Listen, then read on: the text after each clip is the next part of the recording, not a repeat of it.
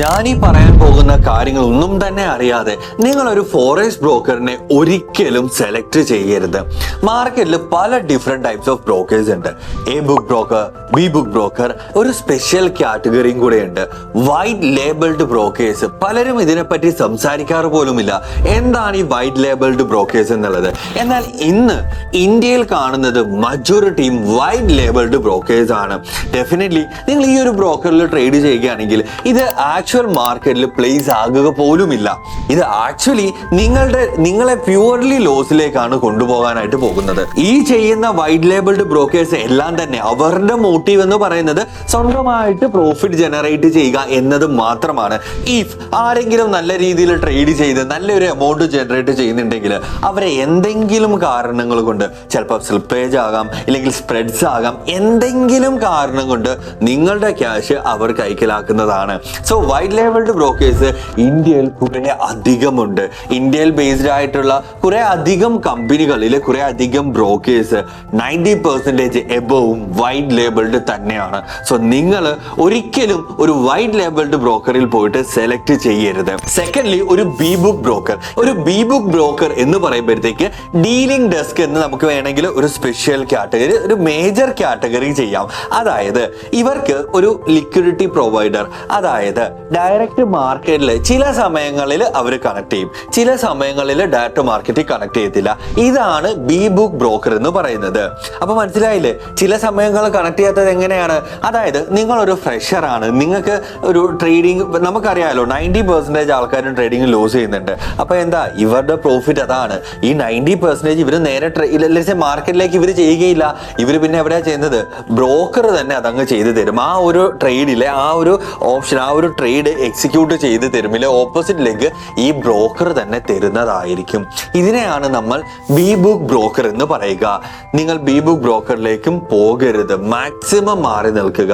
A book തന്നെ വേണം select ചെയ്യേണ്ടത്. എന്താണ് ഈ എ ബുക്ക് ബ്രോക്കർ എന്നുള്ളത്? എ ബുക്ക് ബ്രോക്കർ എന്ന് പറയുമ്പോൾ നിങ്ങൾ ട്രേഡ് ചെയ്യുന്നത്, നിങ്ങളുടെ അക്കൗണ്ട് ഡയറക്റ്റ് ഒരു ബ്രോക്കറിലേക്ക് പോകുന്നു. ആ ബ്രോക്കർ നേരെ ഡയറക്റ്റ് ഒരു ലിക്വിഡിറ്റി പ്രൊവൈഡർ, അതായത് മാർക്കറ്റുമായിട്ട് നമുക്ക് direct execution നടക്കുന്നതായിരിക്കും.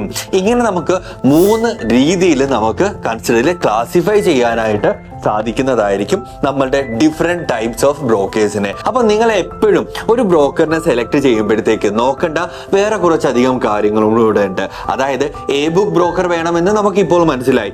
A book broker നോക്കി കണ്ട് സെലക്ട് ചെയ്ത് തന്നെ എടുക്കുക. നിങ്ങളുടെ പൈസയാണ്, നിങ്ങൾ കഷ്ടപ്പെടുന്നതാണ്, നിങ്ങളുടെ ഓപ്ഷൻ തന്നെയാണ്. ഒരു എ ബുക്ക് ബ്രോക്കർ നിങ്ങൾ സെലക്ട് ചെയ്ത് കഴിഞ്ഞാൽ ഉടൻ തന്നെ ഇതിന്റെ റെഗുലേഷൻസ് കാര്യങ്ങളൊക്കെ നേരെ നിങ്ങൾ നോക്കുക. വേറെ ഒന്നും ചെയ്യേണ്ട, നിങ്ങൾ ആ ഒരു ബ്രോക്കറിന്റെ സൈഡിലേക്ക് പോവുക, നേരെ താഴെ വന്നിട്ട് അതിന്റെ റെഗുലേഷൻസും കാര്യങ്ങളും നോക്കുക. ഇത് റെഗുലേറ്റഡ് ആണോ അല്ലയോ എന്നുള്ളൊരു കാര്യം. രണ്ടാമത്തത്, ഇവർ തരുന്ന ലിവറേജും കാര്യങ്ങളും എത്രത്തോളം ഉണ്ട് എന്ന് നമ്മൾ നോക്കുക. ഒരിക്കലും വലിയ ലിവറേജ് തരുന്ന, അതായത് 1:1000, 1:2000 ഒക്കെ തരുന്ന ഈ ബ്രോക്കേഴ്സ് ഒന്നും വലിയ നല്ല ബ്രോക്കേഴ്സ് ആണെന്ന് ഒരിക്കലും നമ്മൾ കൺസിഡർ ചെയ്യേണ്ട. എത്ര ലിവറേജ് ഉണ്ടെങ്കിലും അത് പ്രോപ്പർ ആയിട്ട് റിസ്ക് മാനേജ്മെന്റ് ചെയ്യണമെന്നുണ്ടെങ്കിൽ സത്യം പറഞ്ഞാൽ ഒരു 1:10, ഒരു 1:50 ഒക്കെ മാക്സ്. 1:50 ഞാൻ ഒരിക്കലും പ്രിഫർ ചെയ്യുകയില്ല. ഞാൻ എപ്പോഴും പ്രിഫർ ചെയ്യുന്നത് 1:10 ലിവറേജ് യൂസ് ചെയ്യുക എന്നൊരു കാര്യം മാത്രമാണ്. നെക്സ്റ്റ് നമ്മൾ ശ്രദ്ധിക്കേണ്ടത്, ഏതൊരു ബ്രോക്കർ നമ്മൾ സെലക്ട് ചെയ്താലും അതിന്റെ ചാർജസ് ആണ്. ബ്രോക്കേഴ്സ് ഇവര് കമ്മീഷൻസ് എടുക്കും, സ്പ്രെഡ്സ് എടുക്കും. ഇതെല്ലാം നിങ്ങൾ നല്ല രീതിയിൽ നോക്കിയിട്ട് വേണം നിങ്ങൾ ഒരു ബ്രോക്കറിനെ സെലക്ട് ചെയ്യേണ്ടതായിട്ടുള്ളത്. ഇത് മാത്രമല്ല, ഇതിനെ തന്നെ നമുക്കൊന്ന് മേജർ ആയിട്ട് കാറ്റഗറൈസ് ചെയ്യാനായിട്ട് സാധിക്കും. ഡീലിംഗ് ഡെസ്കും നോൺ ഡീലിംഗ് ഡെസ്കും എന്ന് നമുക്ക് പറയാം. ഈ നോൺ ഡീലിംഗ് ഡെസ്കിനകത്ത് തന്നെ STP ആൻഡ് ECN ഉണ്ട്. അപ്പൊ ഇതിനെപ്പറ്റിയൊക്കെ നിങ്ങൾക്ക് ഡീറ്റെയിൽ ആയിട്ട് അറിയണമെന്നുണ്ടെങ്കിൽ, ഒരു പാർട്ട് 2 വേണമെന്നുണ്ടെങ്കിൽ താഴെ പാർട്ട് 2 എന്ന് കമന്റ് ഇവിടെ ചെയ്യുക. അപ്പം നിങ്ങൾ ഏത് ബ്രോക്കറിലാണ് ട്രേഡ് ചെയ്യുന്നത് താഴെ കമന്റിൽ മെൻഷൻ ചെയ്യുക. ഞാൻ പേഴ്സണലി ട്രേഡ് ചെയ്യുന്നത് അൽപാരി എന്ന് പറയുന്ന ഒരു ബ്രോക്കറാണ് ഞാൻ കറന്റ് ചെയ്തുകൊണ്ടിരിക്കുന്നത്. നിങ്ങൾക്ക് എല്ലാവർക്കും അതിന്റെ ഫ്രീ ആയിട്ട് നിങ്ങൾക്ക് അക്കൗണ്ട് ഓപ്പൺ ചെയ്യാനാണ് താഴെ ഡിസ്ക്രിപ്ഷനിൽ ലിങ്ക് ഉണ്ടായിരിക്കും. അപ്പം നമ്മളുടെ അൽപാരിയുടെ ലിങ്ക് വഴി കയറുന്നവർക്ക് എല്ലാവർക്കും നമ്മളുടെ ഫ്രീ സെഷൻസ് അവൈലബിൾ ആണ്. അതിനോടൊപ്പം തന്നെ നമ്മളുടെ പ്രീമിയം ഗ്രൂപ്പിലേക്കും എല്ലാവർക്കും ആക്സസ് കിട്ടുന്നതാണ് 1 വർഷത്തേക്ക്. ഡൗട്ട്സ് ക്ലിയർ ചെയ്യാനായിട്ട് മെന്റേഴ്സിന്റെ 1 വർഷത്തെ സപ്പോർട്ടും നിങ്ങൾക്ക് ലഭിക്കുന്നതാണ്. അപ്പം നിങ്ങൾ മറക്കാതെ താഴെ ജോയിൻ ചെയ്ത് കഴിഞ്ഞാൽ ഉടൻ തന്നെ ജോയിൻഡ് എന്ന് കമന്റ് ചെയ്യാനായിട്ട് മറക്കണ്ട. അപ്പൊ നമ്മൾ അൽപാരിയുടെ ലിങ്ക് താഴെ കമന്റിൽ പിൻ ചെയ്ത് വെച്ചിട്ടുണ്ടായിരിക്കും. ഡിസ്ക്രിപ്ഷനിൽ നിങ്ങൾക്ക് നമ്മളുടെ ലിങ്കും അതുപോലെ തന്നെ ഫ്രീ ആക്സസ് കോഴ്സിലേക്കുള്ള ഫ്രീ ആക്സസും നിങ്ങൾക്ക് കിട്ടുന്ന ലിങ്കും അവിടെ ലഭിക്കുന്നതായിരിക്കും.